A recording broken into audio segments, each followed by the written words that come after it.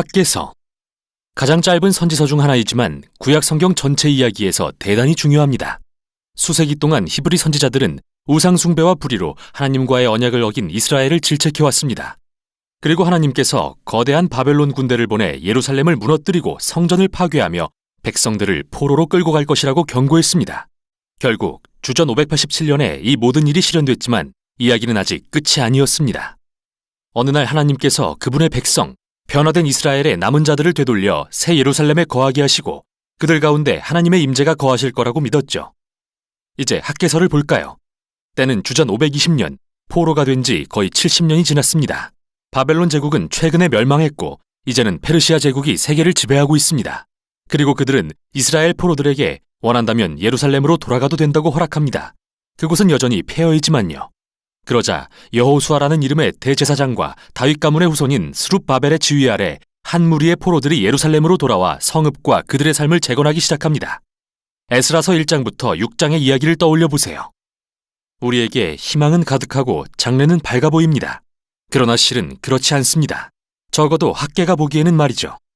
이 책은 학개 선지자가 예루살렘 사람들에게 4개월에 걸쳐 전한 말씀을 4부분으로 나누어 요약하고 있습니다.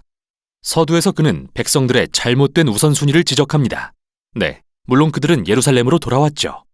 하지만 그들은 모든 시간과 자원을 자신들의 화려한 집을 다시 짓는 데 쓸 뿐 성전은 70년 전에 파괴된 후 폐허로 방치되어 있습니다. 그래서 학개는 묻습니다. 성전이 황폐하였거늘 너희만 잘 꾸민 집에 거주하는 것이 옳으냐?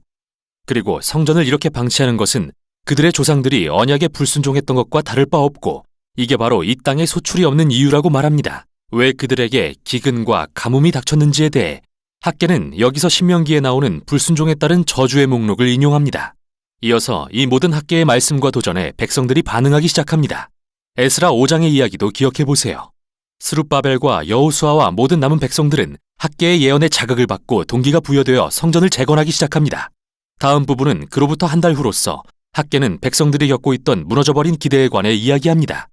그들이 재건하고 있는 성전은 정말이지 지극히 평범해서 500년 전에 그 터에 지어진 솔로몬 성전의 영광에 비할 수도 없었죠. 그래서 새 성전을 완공하기에는 백성들의 사기가 크게 떨어져 있었습니다. 그러자 학개는 그들에게 미래의 하나님 나라와 이 성전에 대한 위대한 예언적 약속들을 상기시킵니다. 그는 이전의 선지자들, 특히 이사야와 미가의 예언들을 들어 새 예루살렘에 관해 이야기합니다. 그곳은 하나님께서 그로부터 온 세상을 구원하시는 장소가 될 것이며 모든 민족이 그곳에 와서 하나님 나라에 참여할 것이며 그 결과 평화의 시대가 도래할 것입니다. 그래서 이 성전은 미래에 대한 하나님의 계획에 핵심적인 역할을 하는 것이죠. 이렇게 학개는 백성들에게 상황은 실망스러울지라도 희망을 품고 일하자고 촉구합니다. 세 번째 부분은 그로부터 2달 후로서 언약에 신실할 것에 대한 학개의 당부입니다. 그는 제사장들과 의식적 정결에 대한 대화를 나누는데요. 레위기에 나오는 모든 주요 개념들을 기억해 보세요.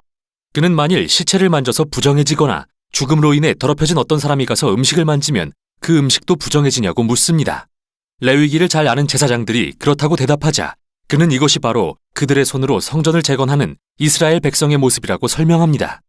만일 지금의 세대가 스스로 겸손하여 불의와 무관심에서 돌이키지 않는다면 새 성전을 포함해 그들의 손으로 짓는 모든 것들 역시 부정해질 것이라고 말이죠.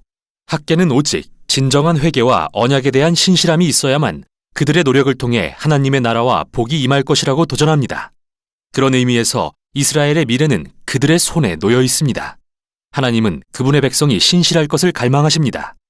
여기서 학개가 포로 세대에게 선택을 요구하는 모습은 모세가 약속의 땅에 들어가기 전 광야 세대에게 도전했던 상황과 매우 비슷한데요. 그들의 순종은 하나님의 복과 성공으로, 불순종은 파멸로 이어질 것입니다. 이 책의 결말에 이르러 학개는 하나님 나라에 대한 미래의 소망을 요약합니다. 하나님은 새 예루살렘을 그분의 영광스러운 나라의 중심으로 삼으시고 그곳으로부터 모든 민족의 악을 대적하여 물리치실 것입니다. 학개는 백성들에게 바로의 군대가 패했던 출애굽기 이야기를 상기시킵니다. 하나님은 이제 다윗에게 주신 약속을 성취하고 그의 가문에서 왕을 세우실 것입니다.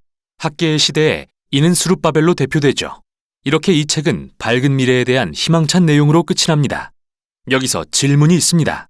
학개의 세대는 하나님 앞에 신실했을까요? 그들이 이 모든 약속의 성취를 경험하게 될까요? 그리고 스룹바벨, 그는 신실했을까요? 결국 그가 메시아 왕으로 밝혀질까요? 이에 대한 답을 찾으려면 마지막 두 권의 선지서인 스가랴서와 말라기서까지 계속 읽어보시기 바랍니다. 그러나 이 짧은 책은 모든 세대의 하나님의 백성들에게 주어진 위대한 도전을 우리 앞에 제시합니다. 우리의 선택은 정말 중요하다는 것, 그리고 하나님의 백성들의 신실함과 순종은 하나님이 이 세상에서 그분의 목적을 이루어 가시는 방법이라는 것. 따라서 이 놀라운 사실은 하나님의 백성들이 그분의 나라가 오기를 고대하며 겸손해야 할, 그리고 행동해야 할 이유가 되는 것입니다. 이것이 바로 학개서가 전하는 내용입니다.